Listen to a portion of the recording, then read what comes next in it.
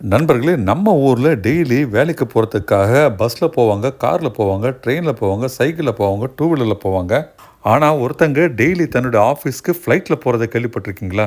அதுவும் daily 700 kilometre பயணம் பண்ணி அவங்க வேலைக்கு போகிறாங்க.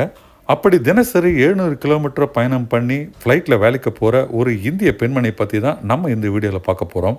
இந்திய வம்சாவளியைச் சேர்ந்த ரேச்சல் கவுர் அப்படின்ற ஒரு பெண் தான் டெய்லி விமானத்தில் 700 கிலோமீட்டர் ஆஃபீஸ்க்கு போகிறாங்க. இதற்காக டெய்லி காலையில் 4:30 மணிக்கெலாம் எழுந்துக்கிறாங்க. 5 மணிக்கெலாம் அவங்கள ஏர்போர்ட் கூட்டு போகிறதுக்கு கார் வந்துடுது. 5:45 மணிக்கு தினசரி அவங்களுடைய ஃப்ளைட்டு கிளம்புது. 7:30 மணிக்கு தன்னுடைய ஆஃபீஸை அவங்க ரீச் ஆகிறாங்க.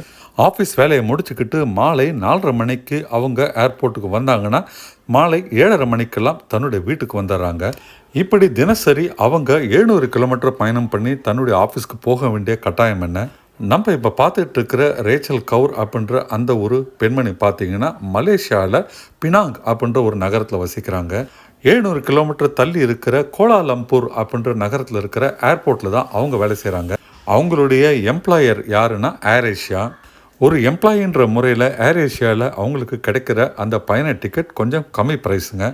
கோலாலம்பூர் ஏர்போர்ட்டில் இருக்கிற ஏர் ஏஷியா ஆஃபீஸில் அக்கௌண்ட்ஸ் டிபார்ட்மெண்ட்டில் அசிஸ்டண்ட் மேனேஜராக அவங்க ஒர்க் பண்ணுறாங்க. இவங்க தன்னுடைய 11 வயது மற்றும் 12 வயதுன்ட்டு 2 குழந்தைகளுக்காக தன்னுடைய வாழ்க்கையை தியாகம் பண்ணி தினசரி ஆஃபீஸ்க்காக ஃப்ளைட்டில் போகிறாங்க. நான் சொல்கிறத வச்சு உங்களுக்கு மனசில் ஒரு கேள்வி எழுந்திருக்கும்.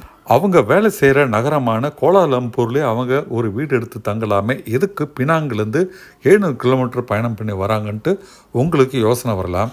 சில வருடங்களுக்கு முன்பாக வரைக்கும் அவங்க கோலாலம்பூரில் தான் வாடகைக்கு தங்கியிருந்தாங்க. அப்போது அவங்களுக்கான மாத செலவு பார்த்திங்கன்னா 41,000 ரூபாய் ஆச்சுன்றாங்க.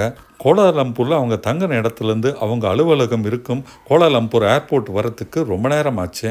அதுவும் ரொம்ப கடுமையான டிராஃபிக் நெரிசலான ஒரு ஊரானதுனால தினசரி பயணம் பண்ணுறதே அவங்களுக்கு ரொம்ப கஷ்டமாக இருந்தது. அப்படி காலையில் ஆஃபீஸ் போயிட்டு சாயங்காலம் வரத்துக்குள்ளே அவங்களுக்கு பயண நேரம் அதிகமானது. அவங்க குழந்தைகளை அவங்களால கவனிக்க முடியல.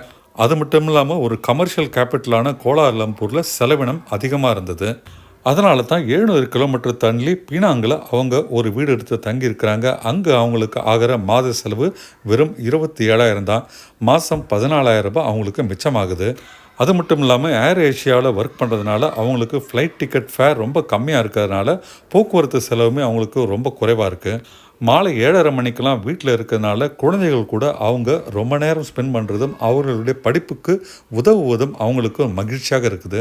கோலாலம்பூர் டிராஃபிக், கோலாலம்பூருடைய செலவினம், குழந்தைகளோட படிப்புன்ட்டு இந்த விஷயங்களை கன்சிடர் பண்ணி தான் தினசரி அவங்க 700 கிலோமீட்டர் பயணம் பண்ணி அவங்களோட ஆஃபீஸ்க்கு வராங்க. கிட்டத்தட்ட 1.5 மணி நேரம் விமான பயணத்தில் அவங்க தனக்கான விஷயங்களும் செஞ்சுக்கிறதா சொல்கிறாங்க. நிறைய படிக்கிறதுக்கும் பாட்டு கேட்குறதுக்கும் உபயோகமான விஷயங்கள் பண்ணுறதுக்கும் அந்த நேரத்தை அவங்க உபயோகப்படுத்திக்கிறாங்க.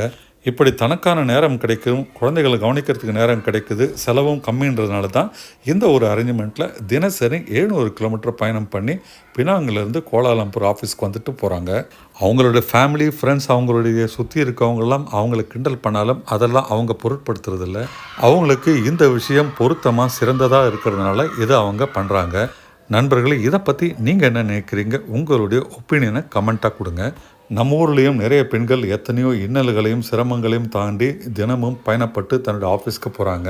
அப்படிப்பட்ட பெண்களுக்காகவும் இந்த ரேச்சல் கவுர் அப்படின்ற இந்த ஒரு பெண்ணுக்காகவும் ரெட் சல்யூட். ஒவ்வொரு மனிதனுக்கும் அவனுடைய வாழ்க்கைன்றது ஒரு முறையே. அப்படி நமக்கு தகுந்தாற்போல் நம்ம இஷ்டத்துக்கு வாழணுன்றது தான் கவுர் நமக்கு சொல்லியிருக்காங்க.